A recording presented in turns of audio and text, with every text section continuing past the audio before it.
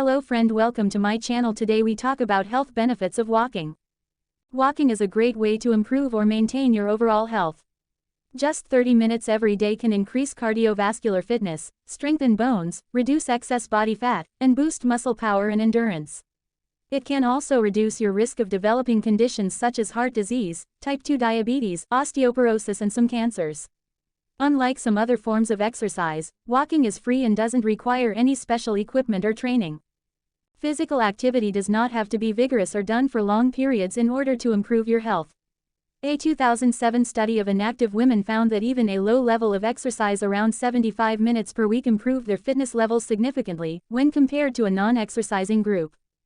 Walking is low impact, requires minimal equipment, can be done at any time of day and can be performed at your own pace.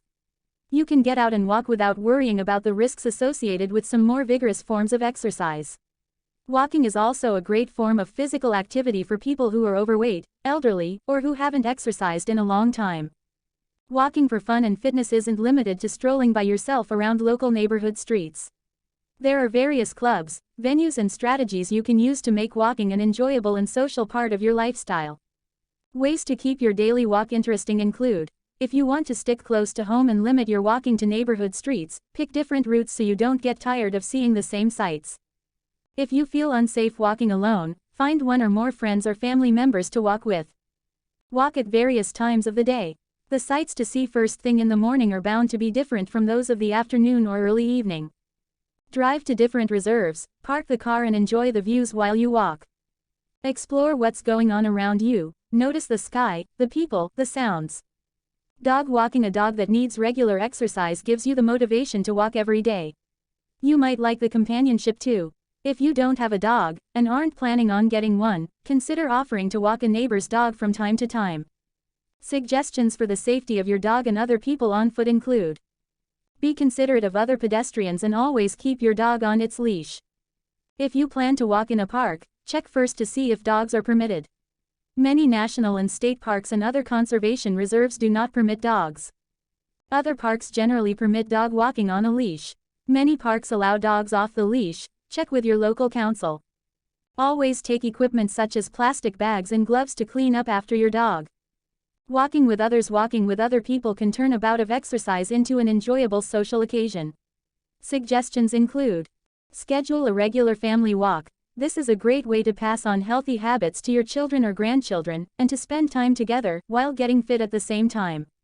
If you are walking with children, make sure the route and length of time spent walking are appropriate to their age. Babies and toddlers enjoy long walks in the pram. Take the opportunity to point out items of interest to young ones, such as vehicles, flowers, and other pedestrians. Look for the self-guided nature walks that have been set up in many parks.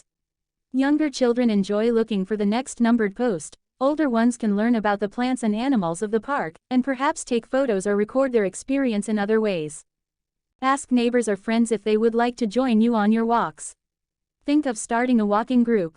Walking clubs and associations. There are a number of walking clubs in metropolitan and regional Victoria.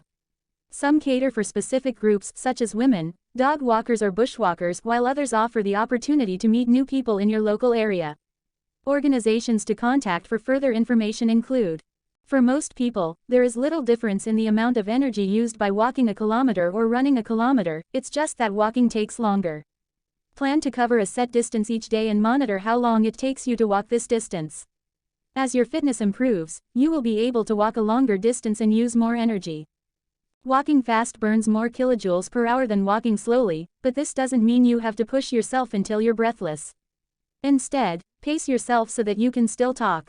This simple rule of thumb means that you walk safely within your target heart rate, which brings about health gains.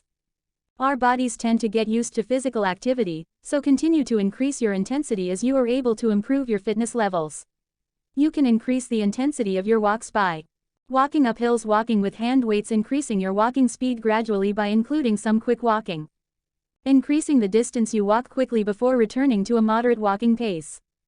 Walking for longer. Warming up and cooling down after walking. The best way to warm up is to walk slowly. Start off each walk at a leisurely pace to give your muscles time to warm up, and then pick up the speed. Afterwards, gently stretch your leg muscles, particularly your calves and front and back thighs. Stretches should be held for about 20 seconds. If you feel any pain, ease off the stretch. Don't bounce or jolt, or you could overstretch muscle tissue and cause microscopic tears, which lead to muscle stiffness and tenderness. It's best to dress lightly when you do physical activity. Dressing too warmly can increase sweating and build up body temperature, which can make you uncomfortable during a walk or possibly cause skin irritations. A gradual cool down will also prevent muscular stiffness and injury. Footwear for walking. Walking is a low-cost and effective form of exercise. However, the wrong type of shoe or walking action can cause foot or shin pain, blisters and injuries to soft tissue. Make sure your shoes are comfortable, with appropriate heel and arch supports. Take light, easy steps and make sure your heel touches down before your toes. Whenever possible, walk on grass rather than concrete to help absorb the impact. Walking wards off heart disease, brings up the heart rate, lowers blood pressure and strengthens the heart. Postmenopausal women who walk just 1 to 2 miles a day can lower their blood pressure by nearly 11 points in 24 weeks. Women who walk 30 minutes a day can reduce their risk of stroke by 20%, and by 40% when they stepped up the pace, according to researchers at the Harvard School of Public Health in Boston. Walking can stop the loss of bone mass for those with osteoporosis, according to Michael A. Schwartz, MD, of Plancher Orthopedics and Sports Medicine in New York.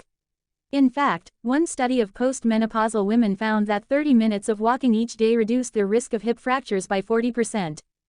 Research finds that people who exercise regularly in their 50s and 60s are 35% less likely to die over the next 8 years than their non-walking counterparts.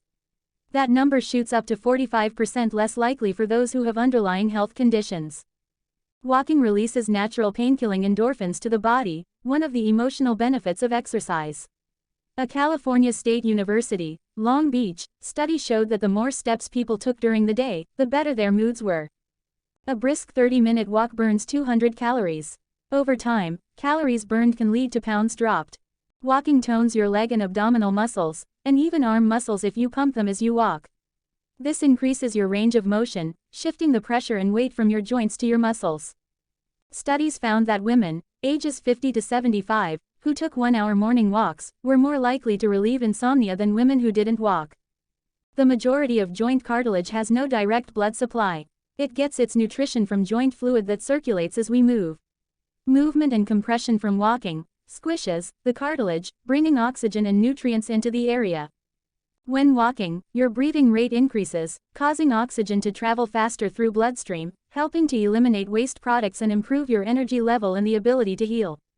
A study of 6,000 women, ages 65 and older, performed by researchers at the University of California, San Francisco, found that age-related memory decline was lower in those who walked more. The women walking 2.5 miles per day had a 17% decline in memory, as opposed to a 25% decline in women who walked less than a half mile per week. A study from the University of Virginia Health System in Charlottesville found that men between the ages of 71 and 93 who walked more than a quarter of a mile per day had half the incidence of dementia and Alzheimer's disease than those who walked less. The U.S. Department of Health and Human Services recommends 150 minutes a week of moderate intensity exercise, such as brisk walking. But you don't have to jump feet first into the 150-minute goal. Start where you are and gradually increase your activity week by week. The researchers estimated that doing just 20 minutes of brisk walking every day or the equivalent, which would burn about 90 to 110 calories, would elevate a person into the moderately inactive group and reduce their risk of early death by 16 to 30%. That's all. Thank you for watching. Hope it's helpful to you. Please do like, subscribe my channel. Health is wealth. Thank you.